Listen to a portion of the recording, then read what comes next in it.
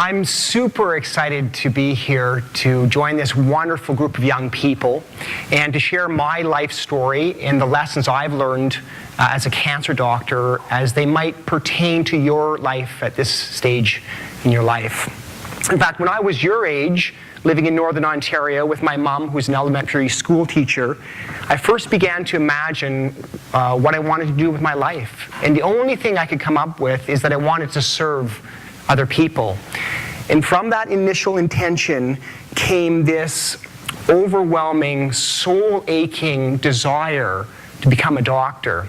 And believe me, I was the ultimate keener. I worked extremely hard, and luckily the stars aligned and I got accepted into medical school, for which I am extremely grateful right now, because on my day-to-day, like Tanya, I absolutely love what I do. And I wish that very same thing for each and every one of you, that you find your passion and that you live your dreams. But you know, the story never stops there. Getting into medical school, I was exhilarated, but I was still the same me, the same vulnerabilities and strengths and insecurities and confidence, living through good days and bad days. And I had to set the next goal, and I soon began to realize that it wasn't actually about the next goal. It was about how I would treat people each and every day. So regardless if it's the patient in front of me or the gentleman who cleans our cancer center or the CEO of the hospital, what's most important to me is that I act with kindness and compassion and use my natural wisdom in life. But there I was as a medical student, not knowing what kind of doctor I wanted to be. And I had done an elective in psychiatry and worked with people with very difficult emotional, psychological issues. I'd worked with people with addictions who had a lot of spirit, believe me. And then I had one of these kind of life-altering scenarios, kind of when the universe conspires to kind of guide you in the direction that's just right for you. And it happened walking into a library, a public library, and it was one of the scenarios in which kind of the book is choosing the reader, kind of the book is falling off the shelf. And the book that I found was called Love, or found me, I guess, called Love, Medicine, and Miracles by Dr. Bernie Siegel. And Dr. Siegel, and Bernie I'll call him, was a surgeon in an Ivy League medical school in the States, but he was also a pioneer in support groups, and he wanted to try to empower his patients beyond the office visits. And Bernie wrote this book about how some people did exceptionally well. Some people's tumors shrunk much more quickly than expected, who got through their chemotherapy and the radiation, the difficult treatment, way better than would ever be expected, whose life expectancy was far beyond what the doctors predicted. And he noticed that his exceptional patients, and I kind of say that tongue-in-cheek because I think we're all exceptional in some sense. We have this capacity to this. But his exceptional patients had certain personality characteristics. So for instance, his exceptional patients were truly able to accept their diagnosis, truly able to come to peace with the fact that they had a very life-threatening cancer. And when I talk about acceptance, I'm not talking about resignation or giving up or letting other people do things for you. It's this feeling like looking at the reality of the situation as your starting point. And as a corollary for each of you, no matter where you're at psychologically right now, or at some other point in your life, whether you're frustrated, upset, angry, depressed, it's okay to be there as your starting point and to try to wrestle with the reality and say, no, I can't be frustrated, upset, nervous here, is adding an extra level of suffering, extra level of tension. It's better to accept and embrace and work with the reality. So that was the first thing that Bernie noticed. The second one is that these exceptional patients were able to see that their cancer diagnosis, which is severe and life-threatening often, as a catalyst for their further psychological and spiritual growth. They were seeing it as an opportunity to reprioritize their life, to put their energy into the things that they had passion for, into their relationships and so on. The third thing that Bernie wrote in his book, which is a bit wild in my mind, is his exceptional patients no longer viewed recurrence of their cancer or even death as a failure. Instead of putting their energy into the things they couldn't control, they were putting their energy into the things they could control, which is their attitude and their relationships and being able to express their love and compassion, into the world. And the last one, which we'll talk about a little bit at the end of this talk here, is exceptional patients were truly able to love themselves, truly willing to take care of themselves as a primary, as the foundation of being able to extend out into the world and help other people. And as a medical student in the mid-'80s, as I was reading this book, the kind of tears were streaming down my face. And I really knew in my mind that I wanted to be a cancer doctor and I wanted to run support groups. I wanted to learn from the people that had the cancer diagnosis. And I actually went to my first weekend retreat with Bernie Siegel between my medical school and my specialty training. Bernie had gathered about 180 people who had a cancer diagnosis into something like a high school auditorium, and then there was a 2-day seminar for professionals like me afterwards. And I was sitting in the front row of the weekend retreat for the cancer survivors, as the usual keen medical student, wondering to myself, what great words of wisdom is Bernie going to offer this group? How is he going to inspire people? How is he going to teach them? And Bernie walked in, very kind of plainly dressed on the Friday evening, walked up to the microphone, and he said, "Hi, my name is Bernie Siegel. I'd like to start out with each of you telling us a little bit about your story. You, sir, at the back, can you start us out?" And 180 people stood up and told a little bit of their story. And I remember there was a young man there who, his mom who had ovarian cancer, and he was like holding on to her, just like sobbing, crying because he was so worried about her. Another woman, when he got to her time, she actually reached into the bag. She had bought a dead chicken and began to kind of whirl around this chicken, saying, "You have to use humor on the cancer journey," type thing. And we laughed and we cried and we listened. And that's the life lesson for all of us. Sometimes just listening is therapeutic. We don't have to correct the problem. To allow that story to happen is very, very, very powerful.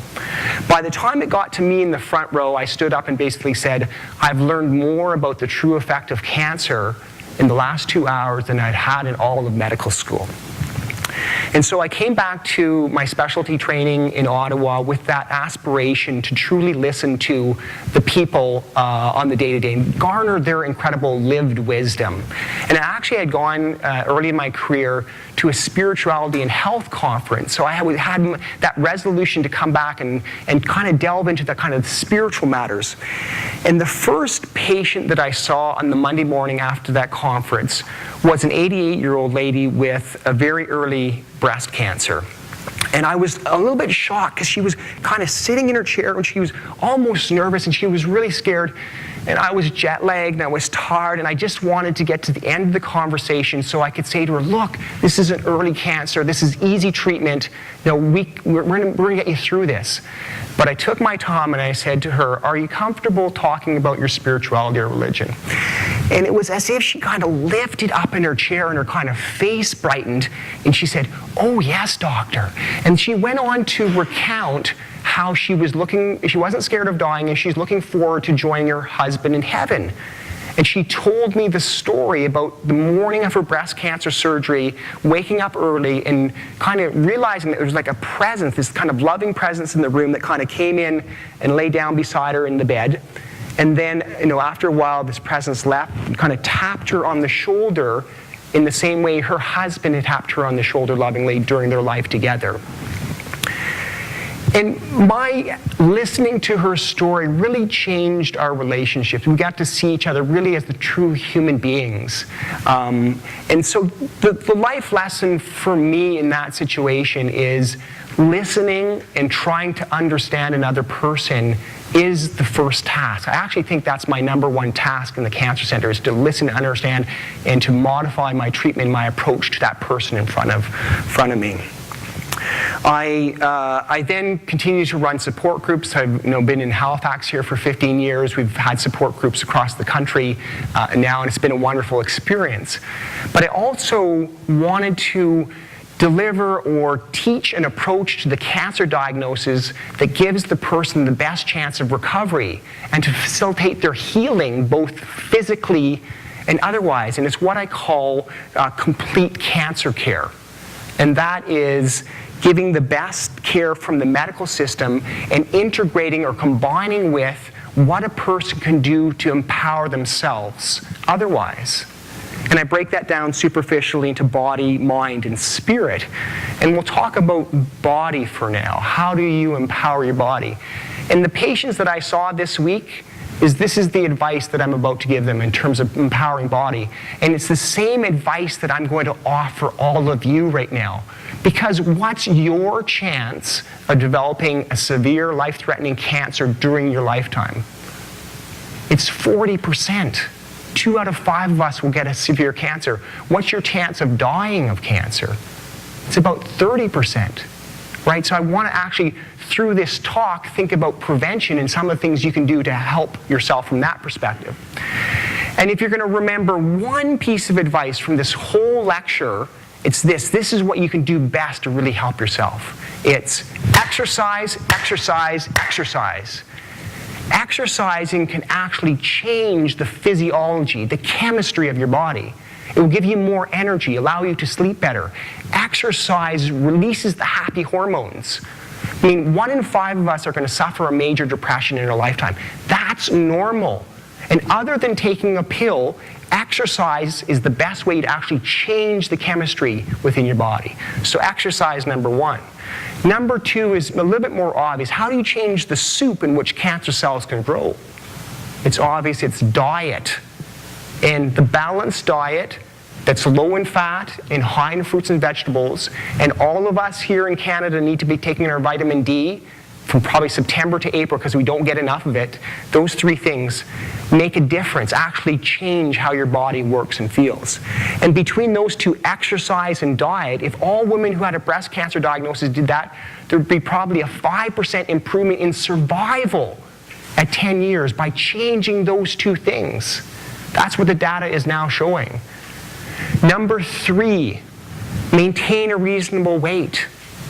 Those 3 things, weight, diet, and exercise, if we as a society did that, we would reduce our incidence of cancer by 30 to 40%. I don't have to see 1 in 3 of the patients that are coming through my door if we decided to take care of ourselves collectively in the future. Number 4 is get a good night's sleep, or at least stay in the dark at night. Because even 90 seconds of bright light will suppress the melatonin, which is a chemical you get during a good night's sleep. And that melatonin has an influence on the cell turnover as well. So number 4 is sleep. Number 5, which I can't associate with cancer, but it's so important within the body perspective, I'm going to mention this, is practice a relaxation technique. Practice changing how your mind afterwards, slowing down that chattering mind through yoga or qigong or meditation or lots of other techniques can actually change the physiology. And throughout your lifetime, no matter how old you are, your brain will continue to adapt and change and grow and put down new connections.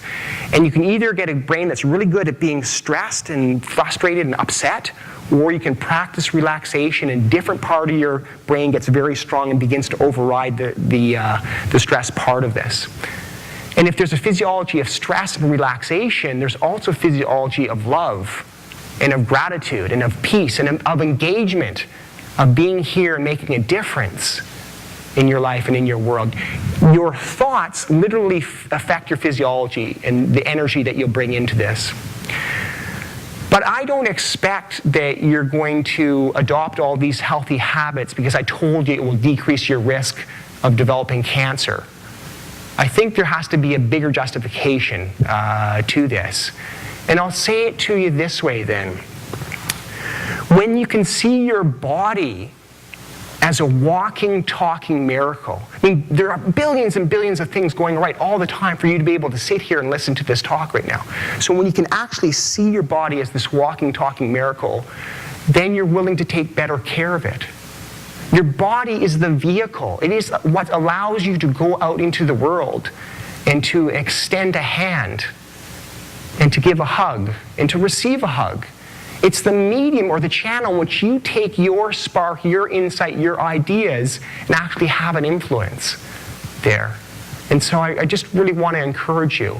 And so when we begin to see our body as sacred, as life is very precious. Believe me, I work in the cancer center. Life is very precious and we don't know what's going to happen next. Then you'll do this naturally. And so I want you to be strong. I want you to be healthy in body, mind, and spirit because I need you. My generation needs you. You're the leaders. And no matter what role you take, no matter what hat you wear, whether it be in business, education, healthcare, at home, within family, you're the leaders. And you want to have a healthy body so that you can extend your natural love and compassion and brightness and spark out to other people. So we all need you. We need you to imagine, we need you to inspire, and to have your true impact. Thank you very much.